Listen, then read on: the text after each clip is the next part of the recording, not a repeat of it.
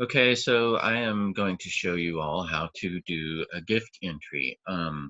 So in this case, we're talking about, I'm not going to get into major gifts or into grants right now, because those have a sort of a separate um, business process.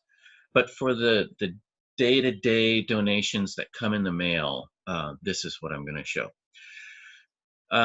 So let's say we get a check from a person. We can do any number of things, but I always say, like, look up the person's first. So let's just say that this person is Chris Wilhite. There you see there's a contact. I've made it confusing by also the fact that there's me as the Salesforce user. Don't get that confused. But there's Chris Wilhite as a contact. Let's say that Chris Wilhite wrote a check for $100, something. So here I am in Chris Wilhite's contact record. As you can see, the contact tab is highlighted. So we know we're in the contact world, not in the accounts. That's fine. This is easy. So Chris Wilhite put a check in the mail for $100. It's come to us. We have it in hand. All we have to do is create the new donation, and it's super simple. As you can see, there's a naming convention that's already created. By the way, we can customize those naming conventions to whatever formula we want, and different types of opportunities can have different types of naming conventions. So that's pretty cool. The close date is the day that this check came in the mail. This is like a closed opportunity. In other words, there's no need to go back to the donor and ask when they're going to send in their check or anything like that. It's a closed opportunity. So, and the main stage that we use for closed donations is posted. Often closed won is another one that we can do. If we do Salesforce, we'll probably get rid of some of these just so that it's not confusing. There's no duplication there.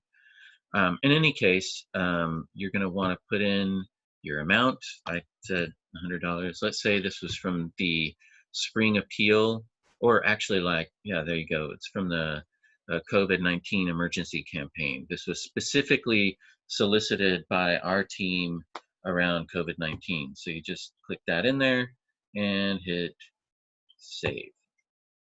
Okay, now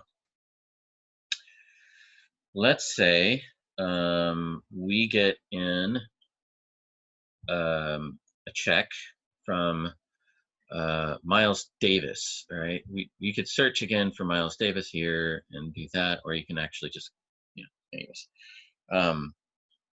Miles Davis gives us a check for $25. Maybe you guys know which joke I'm talking about.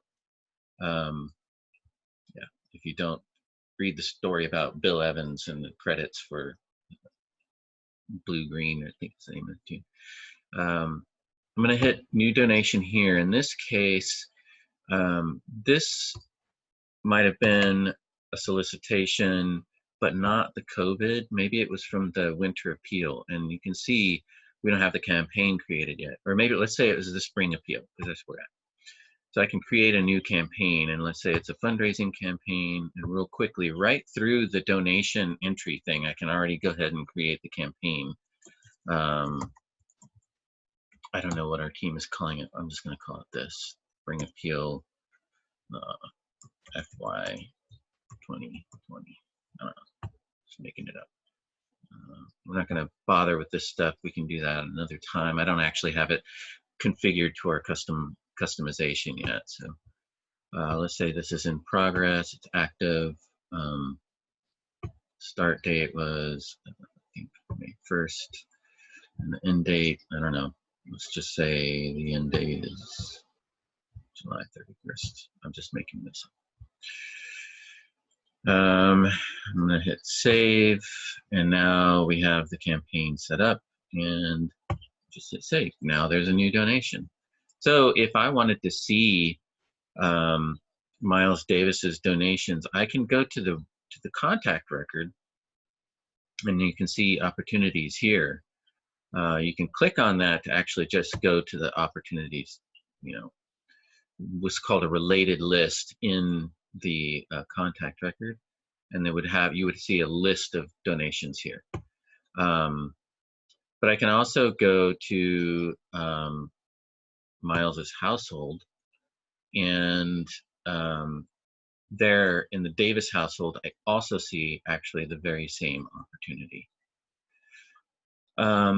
Okay, so now there's no duplication. This is actually the same record, and when I run a report, I'm not going to get 2 donations of $25. I'm going to get 1 donation of $25. This is going to show you who the primary contact is, and also what the account is. And so if I go and I actually go to that donation, now you can see that this is lit up.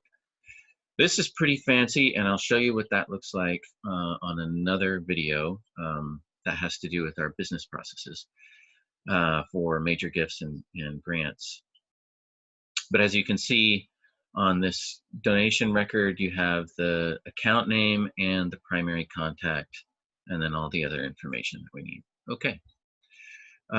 So there's our basics for entering a donation. There's one last thing. Let's say a donation comes in from a new contact that we look up. Let's say, oh boy, I'm on a kick today. Just watched the Miles Davis documentary on Netflix last night. So here I am. So there's nobody in there named John Coltrane. So clearly what we need to do is create a new contact. You can do it actually straight through the opportunity. So I'm just going to create a new donation. Okay. It's just a donation, just a regular old day-to-day donation.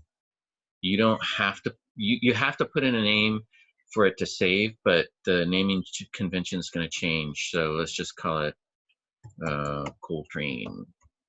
And then we're gonna, so we already know that John Coltrane doesn't exist. So what we need to do is actually create a new contact. And we're gonna name this person John Coltrane. I'm not gonna bother filling out any of the other information right now. I'm just going to save that. Now we've got our primary contact there, and now we can actually look for Coltrane because it will have automatically created the account. Oops, come on, that's not true.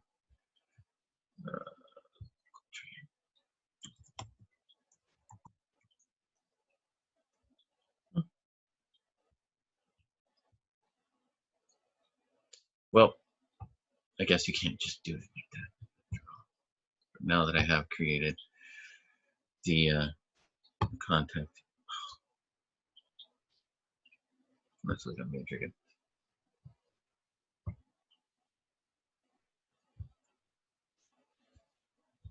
Sorry. So now we should find the Coltrane household in here. Here, John Coltrane. Close date is today. You can see that this little window for entering the donation looks a little different from when we do it straight from the primary contact. That's because we're doing it in this case through just the opportunity tab rather than going through the contact. But you can create the new donation from the contact, from the household, or from the account, or whatever. For household gifts, I always recommend doing it through the contact. For grants and major gifts, I would recommend doing it through the account. But otherwise, you see most of the other information is the same. Save, and there we go. So now we have a whole bunch of new opportunities. If we look here and I go to, view all donations. Oh, this is showing all individual donations. Oh, that was interesting. It didn't do the naming convention for Coltrane. That's curious. That can be changed in our customization. Anyhow, there you go. This is where we're at right now. The next video, we will talk about major gifts and what that looks like.